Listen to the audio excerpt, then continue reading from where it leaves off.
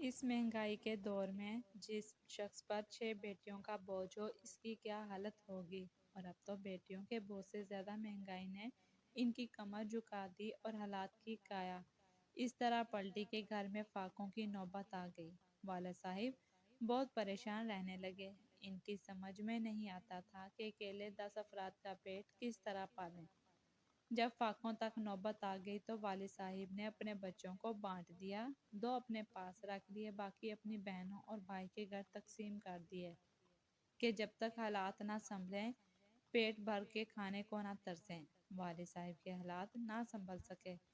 پھوپھیاں اور ہمارے چچا ان کو زکوٰۃ کی رقم دینے لگے۔ یوں والد کے حالات میں کچھ عرصہ تنگی کم ہو جاتی تھی۔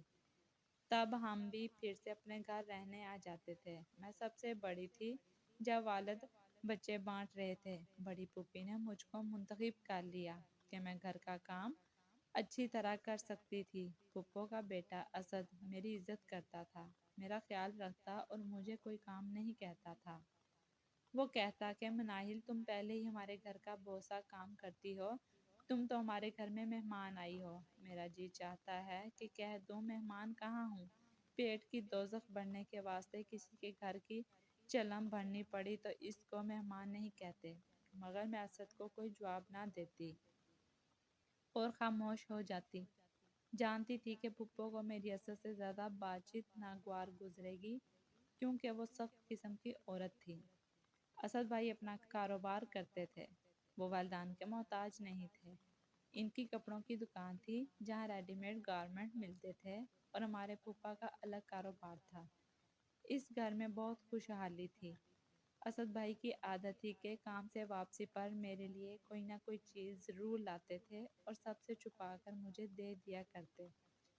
تب میں بہت ڈرتی تھی۔ پھوپھو سخت مزاج کی تھیں اور میں نہیں چاہتی تھی کہ ان کو مجھ سے کوئی شکایت ہو۔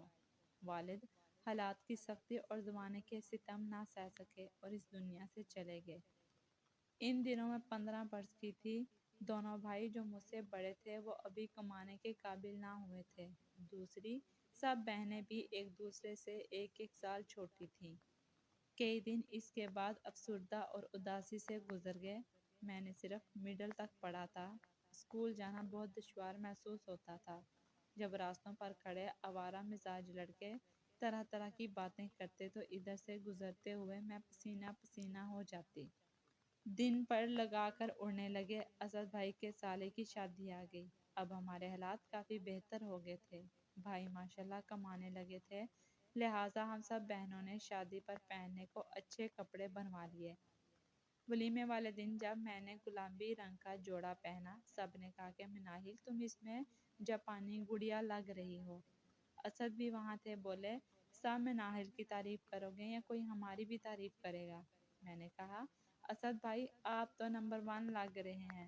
میرا اتنا کہنا تھا کہ ہماری ساری کزنوں کو سانپ سونگھ گیا۔ بات یہ تھی کہ مجھے اسد بھائی اچھے لگتے تھے کیونکہ برے دنوں میں انہوں نے ہمارا ساتھ دیا تھا اور ہمیشہ عزت اور نرمی سے پیش آتے تھے۔ کبھی ہم کو غرور سے دھتکارا اور نہ حقارت سے دیکھا۔ جب ولیمہ ختم ہوا اور دلہن کو لے جانے لگے تو اسد بھائی نے مجھے اشارے سے بلایا۔ میں ہجوم سے باہر آ گئی اور پوچھا بھائی کیا بات ہے؟ بولے میرے ساتھ ذرا میرے گھر تک چلو، دلہن کے کچھ تحفے رکھے ہیں وہ اٹھا کر لانے ہیں۔ ان کا گھر پرلی گلی میں تھا، لہٰذا میں نے امی سے اجازت لی اور ان کے ساتھ چل دی۔ تبھی ان کی منگیتر شہر بانو نے مجھے دیکھا اور حقارت سے منہ پھیر لیا۔ باہر کرسیوں پر بہت سے لڑکے بیٹھے تھے، ان میں میرے دونوں بھائی بھی تھے۔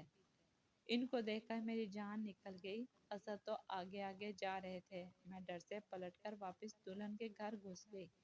ذرا دیر بعد جھانکا تو بھائی چلے گئے تھے، تب میں وہاں سے نکل کر بڑی پھپھو کے گھر چلی گئی۔ وہاں اسد میرا انتظار کر رہے تھے۔ بولے اتنی دیر کیوں لگا دی؟ میں کب سے تمہارا انتظار کر رہا ہوں۔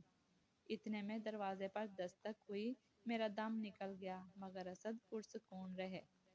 پھپھو آئی تھیں، ان کو کسی نے بتا دیا تھا کہ مناہل اور اسد گھر گئے ہیں۔ ماں کو دیکھتے ہی وہ دوسرے کمرے میں سامان لینے چلے گئے اور پھپھو مجھ کو عجیب نظروں سے دیکھنے لگیں۔ تبھی میں نے کہا اسد بھائی جلدی کرو، آپ نے دلہن کا سامان پہنچانا ہے، دلہن تو چلی جائے گی، یہ سن کر ان کی والدہ پرسکون ہو گئی۔ ہم سامان لے کر گلی میں آ گئے۔ اسد نے مجھ سے کہا، مناہل تم کچھ دن اور رہ جاؤ، کافی دن سے تم ہمارے گھر رہنے نہیں آئی۔ اسد بھائی مجبور نہ کرو ورنہ پھپھو مجھ پر شک کرنے لگیں گی۔ تبھی انہوں نے سونے کی ایک چین اپنی جیب سے نکال کر میرے گلے میں ڈال دی اور بولے، تم اس کو لٹانا نہیں، یہ میرے اور تمہارے درمیان ایک مقدس بندھن ہے۔ میں نہیں لینا چاہتی تھی، اسد نے قسم دے دی، تو میں نے خوف سے رکھ لی کہ کہیں چین کی تکرار پر کوئی ہمارا نوٹس نہ لے لے۔ گھر آ کر میں نے اس چین کو چھپا دیا۔ چند دن تک سب کچھ بھول کر کاموں میں لگی رہی۔ ایک روز صبح سویرے ناشتے کے بعد میں پرسکون بیٹھی تھی کہ اسد آ گئے۔ حیران ہوئی کہ اتنے سویرے آئے ہیں۔ کہا کہ رشی کو لینے آیا ہوں۔ دراصل ان کو چھوٹی بہن راشدہ، جس کو وہ پیار سے رشی بلاتے تھے، کچھ دن کے لیے ہمارے گھر رہنے کو آئی ہوئی تھی۔ اسد کو موقع مل گیا مجھ سے بات کرنے کا۔ کہا، مناہل تم نے اپنی زندگی کے بارے میں کچھ سوچا ہے؟ کس سے شادی کرنا چاہو گی؟ جہاں امی کہیں گی، میرا جواب تھا۔ یہ کہہ کر میں نے چین نکال کر ان کو دی کہ یہ میں نہیں لے سکتی اور میرا آپ کا جو مقدس بندھن ہے، آپ کو بھائی کہتی ہوں، وہی ٹھیک ہے۔ تم آئندہ مجھ کو بھائی مت کہنا۔ کیوں آخر؟ مناہل دیکھو، تم میرا سکون برباد مت کرو۔ آپ کی منگنی شہر بانوں سے ہو چکی ہے، میرا خیال دل سے نکال دیں اور شہر بانوں سے شادی کر لیں۔ وہ بھی میری پھوپھی کی بیٹی ہے اور آپ بھی، بس اسی کے بارے میں سوچیں۔ ہم سب خاندانی جال میں الجھے ہوئے ہیں اور نہیں نکل سکتے، نہ ہی میں سارے خاندان سے ٹکر لے سکتی ہوں۔ خدا جانے اس کو کیا سوجھی، میرے ہاتھ سے سونے کی چین لے کر دوبارہ میرے گلے میں ڈال دی۔ کہا کہ وہ بچپن میں میری منگیتر تھی، اب نہیں ہے۔ اب تم میری منگیتر ہو، میں اپنی امی سے خود بات کر لوں گا، تمہیں صرف میرا ساتھ دینا ہوگا۔ ڈر سے میں رونے لگی۔ خیر، اس نے مجھے منا لیا۔ امی اس وقت چھوٹی بہن کو اسکول چھوڑنے گئی ہوئی تھی، بھائی کام پر اور رشی سو رہی تھی۔ تبھی اسد کو مجھے اتنا کچھ کہنے کا موقع مل گیا۔ میں نے سوچا بھی نہ تھا کہ کبھی اسد مجھ سے شادی کا کہے گا۔ محبت پھر شادی، ایسی باتوں کے سوچنے کی گنجائش میری زندگی میں نہیں تھی۔ اب میرا سکون برباد ہو گیا۔ اسد نے مجھے کسی راہ پر لگا دیا تھا۔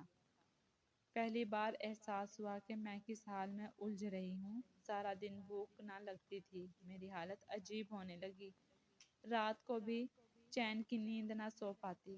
اسد سامنے آتا تو میرا رنگ اڑ جاتا، خوفزدہ ہو کر اس کا منہ تکنے لگتی۔ تب وہ کہتا، مناہل تم اتنی معصوم ہو کہ تم کو تو محبت کرنے والوں سے بھی ڈر لگتا ہے۔ ایک دن اسد آیا، امی سے کہا کہ گھر کے تھوڑے سے کام نپٹانے ہیں، ماں نے مناہل کو لینے کو مجھے بھیجا ہے۔ اماں نے مجھ کو اس کے ساتھ بھیج دیا۔ پھپھو نے مجھے نیچا دکھانے کے لیے بلایا تھا اور مجھ سے ایک نوکرانی کی طرح خوب کام لے رہی تھیں۔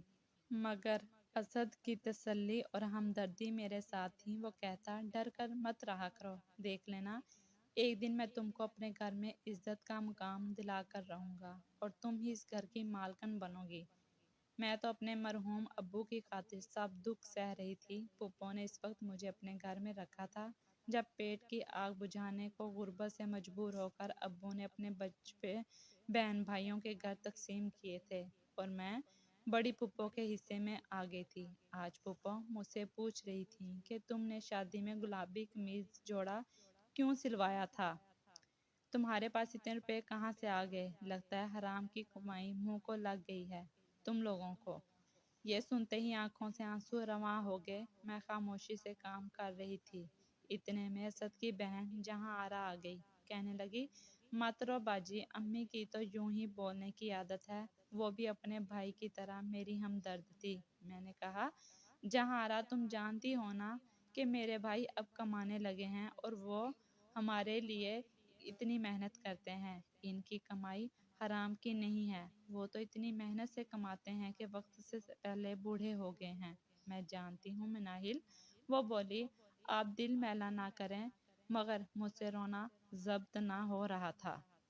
شام کو اسد دکان سے آیا تو میری آنکھیں سرخ ہو رہی تھیں۔ سمجھ گیا کہ کوئی بات ہوئی ہے۔ کہنے لگا، لگتا ہے آج اتنا روئی ہو کہ تمہارے آنسو ہی ختم ہو گئے ہیں۔ تبھی جہاں آرا نے بھائی کو بتا دیا کہ آج امی نے مناہل سے ایسی بات کہی ہے۔ وہ ماں سے کچھ کہنے جانے لگا تو میں نے روک لیا، قسم دی کہ پھپھو سے کچھ نہ کہنا، ورنہ وہ عمر بھر مجھے اس گھر میں برداشت نہ کر سکیں گی۔